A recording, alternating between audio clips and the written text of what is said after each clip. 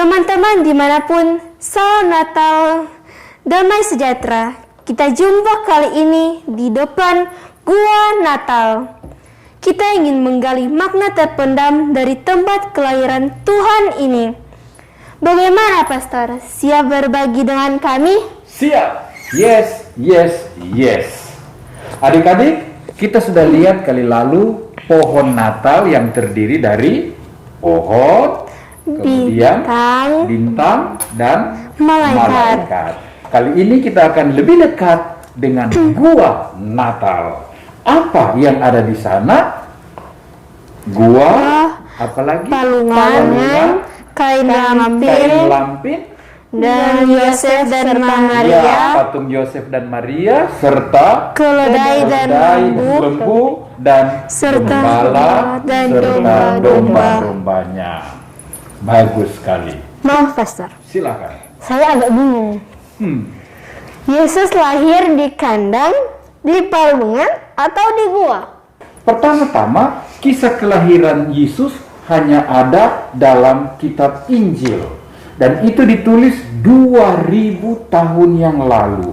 Bukan oleh seorang sekretaris yang menulis dengan cermat, bukan oleh seorang ahli sejarah. Hanya diberitakan informasi yang penting. Dan di sana dengan jelas dikatakan bahwa ketika Yosef dan Maria tiba di Bethlehem, tidak ada penginapan buat mereka. Jadi mereka pasti tidak tinggal di rumah, sehingga sangat mungkin diam di sebuah gua. Mengapa gua? Dikatakan juga dalam Injil bahwa ketika Yesus lahir, bayi kecil ini dibaringkan di sebuah palungan. Apa itu palungan? Palungan adalah tempat ditaruh rumput makanan hewan. Nah, kalau itu palungan, berarti palungan itu ada di sebuah kandang atau ada di sebuah gua. Tidak mungkin ada di dalam rumah. Karena itu sampai saat ini orang-orang percaya bahwa Yesus tidak lahir di rumah dan bahwa Yesus dibaringkan di palungan, sehingga sangat mungkin dia dilahirkan di sebuah kandang atau gua untuk binatang. Kasihan ya, Pastor. Saya menduga pasti ada maknanya mengapa Yesus dibaringkan di palungan di gua binatang. Ayo ceritakanlah. Baik, palungan adalah terbuat dari kayu atau papan, tempat para gembala meletakkan rumput-rumput atau daun-daun untuk menjadi makanan bagi hewan-hewan. Nah, seperti daun-daun ini di palungan menjadi makanan untuk kehidupan hewan-hewan, demikian juga Tuhan Yesus dibaringkan dalam palungan. Dia akan menjadi makanan rohani bagi umat manusia. Kamu masih ingat? Yesus pernah berkata, "Akulah roti yang turun dari surga. Siapa makan tubuhku, dia akan hidup selama-lamanya." Jadi Yesus juga adalah simbol makanan, simbol kehidupan untuk orang banyak. Sebagaimana palungan jadi sumber makanan bagi hewan, maka palungan kemudian juga altar menjadi sumber tempat Yesus dibaringkan dan menjadi makanan bagi umat manusia. Oh begitu ya Pastor.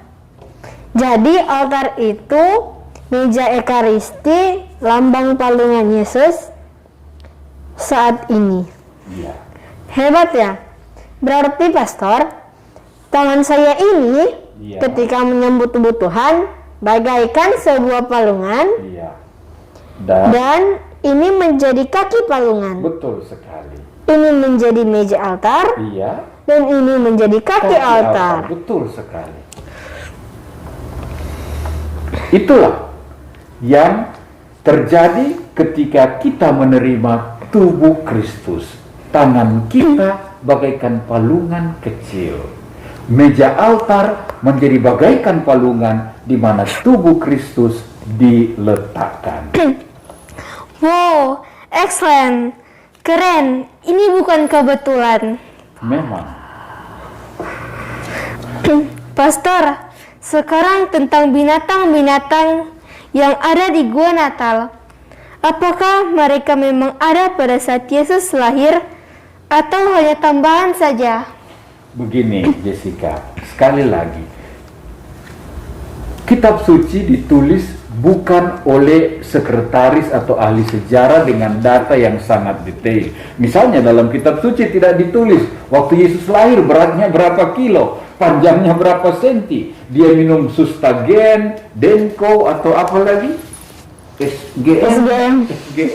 Ya, tidak dikatakan. Hanya diberitakan data-data yang penting. Nah, binatang-binatang itu baru kemudian ditambahkan di gua Natal. Tapi tentu ada hubungannya. Tidak hanya ditaruh begitu saja.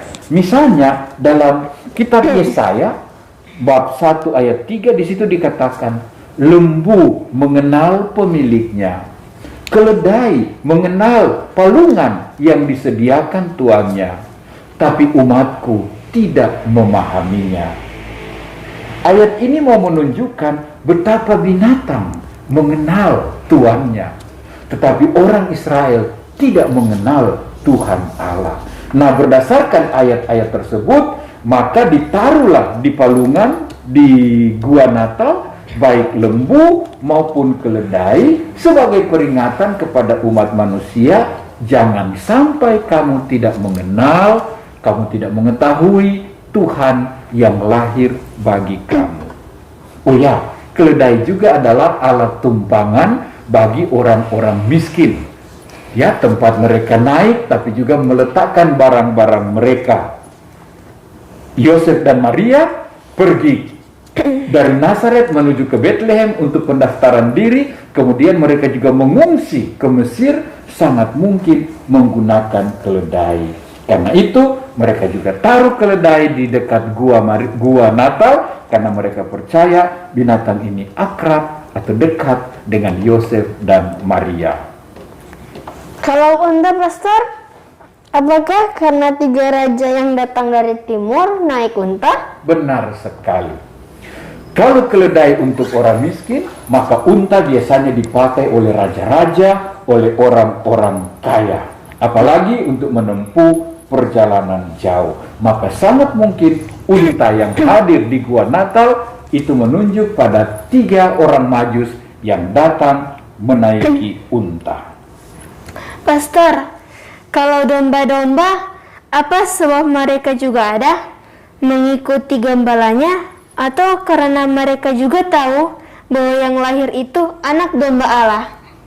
Anak domba Allah. Oke, bagus sekali pengamatanmu, Jessica. Hebat sekali. Benar. Karena di gua itu ada palungan, berarti ada hewan yang menggunakan palungan itu untuk makan dan minum.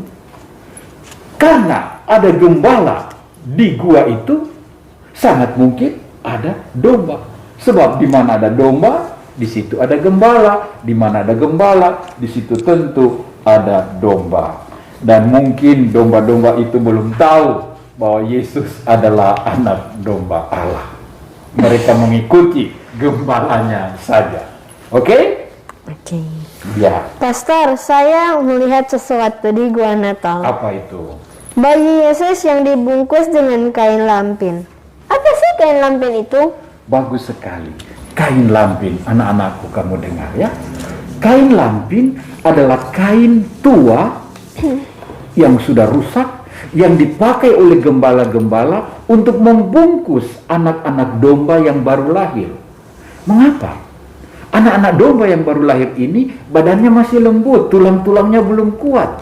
Dan mereka harus jaga, karena anak domba ini suka melompat kiri, bergerak kiri kanan. Maka mereka harus jaga agar kepalanya utuh, agar kakinya tidak terjepit, nanti tulangnya patah dan lain-lain. Karena apa? Anak domba ini akan jadi persembahan di kenisa. Kalau bercacat, tidak diterima. Nah, inilah fungsi dari kain lampin, untuk melindungi tubuh anak domba agar tidak cacat, agar tidak ada yang patah atau lain-lainnya. Kedua, kain lampin adalah kain-kain tua yang biasa dipakai untuk alas di atas punggung keledai sebelum orang duduk di situ, sebelum ditaruh muatan-muatan di situ. Supaya apa? Supaya punggung dari keledai tidak lecet, dan juga kalau ada orang yang naik, supaya pantatnya tidak lecet, kena itu tulang dari keledai.